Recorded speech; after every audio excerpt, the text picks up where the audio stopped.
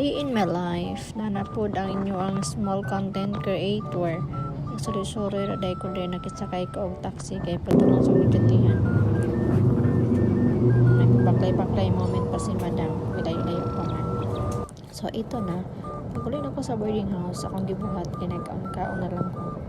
Kay tiredness ang persons, di ba?